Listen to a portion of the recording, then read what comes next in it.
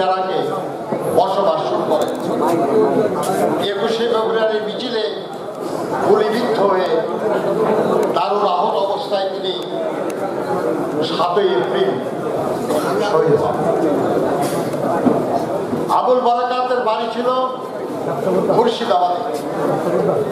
রাষ্ট্রবিজ্ঞানে honours pass করে 1951 সালে তিনি এমএ ভর্তি হয়েছিলেন এবং 21 তারিখে মিছিলে গুলিবিদ্ধ হয়ে রাত 8টায় ঢাকা মেডিকেল কলেজ হাসপাতালে তাকে দাফন করা হয় আজিমপুর গোরস্থানে। 1919 সালে জন্ম আব্দুল জব্বার, ময়মনসিংহের গফরগাঁয়ে বাড়ি। অর্থাভাবে প্রাথমিক পাস করার পর পড়তে পারেননি, কৃষিকাজে যুক্ত হয়েছিলেন বাবার সাথে, কিন্তু সেখান থেকে ভাগ্য করার জন্য যান নারায়ণগঞ্জ। তৎকালীন নারায়ণগঞ্জের পাটের ইংরেজ সাহেব যারা পাটের ব্যবসা করত, তাদের একজনের সহায়তায় তিনি বার্মা চলে যান। সেখানে 10 বছর ছিলেন, ইংরেজি শিখলেন এবং শিখে বাংলাদেশে ফিরে এসে তিনি তার গ্রামে আন্দোলনের পক্ষে, ভাষা আন্দোলনের পক্ষে তিনি কাজ করা শুরু করে দিলেন। 1949 সালে বিয়ে করেন। 51 সালে তার একটি ছেলে হয়, তার নাম নুরুল ইসলাম বাদল। ওই শিশু পুত্রকে রেখে 19শে ফেব্রুয়ারি তার শাশুড়ির ক্যান্সারের চিকিৎসার জন্য আনেন ঢাকা মেডিকেল কলেজ হাসপাতালে এবং 21শে ফেব্রুয়ারি এই হাসপাতালে সামনে আসার জন্য যে মিছিল, সেই মিছিলে যুক্ত হয়ে তিনি বুলেটবিদ্ধ হন এবং পরের রাত্রেই ঢাকা মেডিকেল কলেজ হাসপাতালে শহীদ হন। হুগলি জেলার কেন্নাগড়ের অধিবাসী শফিকুর রহমান, 1918 সালে জন্ম। বাবা ভারত সরকারের একজন গেজেটেড অফিসার ছিলেন। যে কলকাতা থেকে ইন্টারমিডিয়েট পাস করে পূর্ব পাকিস্তানে এসে ঢাকা হাইকোর্টে হিসাব বিভাগে চাকরি নেন। 22শে ফেব্রুয়ারি নবাবপুর রোডে মিছিল চলাকালে বুলেটবিদ্ধ হন এবং ঢাকা মেডিকেল কলেজ হাসপাতালে শহীদ হন।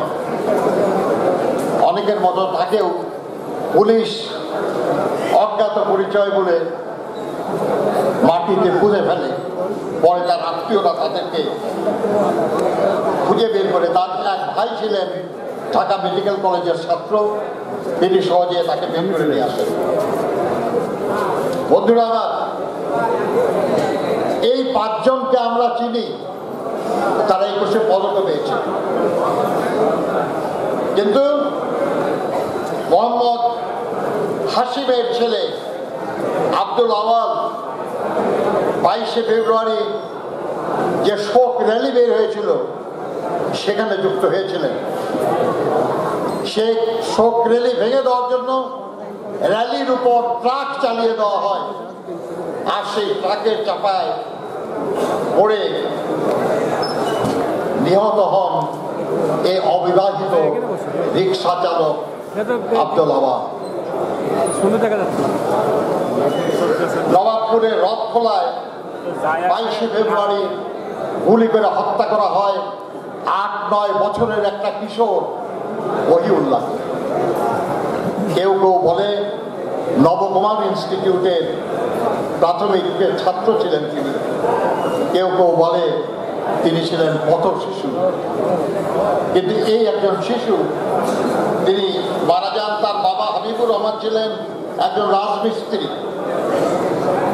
তার লাশ পুলিশ কেড়ে নিয়ে অজ্ঞাত স্থানে পুঁতে দেয়, আর তা খুঁজে পাওয়া যায়। আরো একজন কিশোরের মৃত্যুর কথা অনেকখানে লেখা আছে, কিন্তু এছাড়াও আরো অনেক খুঁজে বের করা দরকার। আমাদের ইতিহাসের পূর্বপুরুষ তারা। আমরা বক্তৃতায় বলি 21-এর পথ ধরেই 54 যুক্তফ্রন্টের বিজয়, ওই পথ ধরেই 62 ছাত্র আন্দোলন, ওই পথ ধরে 69 গণ অভ্যুত্থান, ওই পথ ধরে ৭১-এর মহান মুক্তিযুদ্ধ, ওই পথ ধরে ৯০-এর ছাত্র গণঅভ্যুত্থান, এবং সেই পথ ধরেই গত ১৬ বছর ধরে এই শহীদ জিয়ার হাতে গড়া, বেগম খালেদা জিয়ার হাতে সমৃদ্ধ হওয়া এবং তারেক রহমানের নেতৃত্ব পরিচালিত বিএনপির এত বড় লম্বা আন্দোলন এবং তার এক পর্যায়ে জুলাই আগস্টের এই ছাত্র গণঅভ্যুত্থান।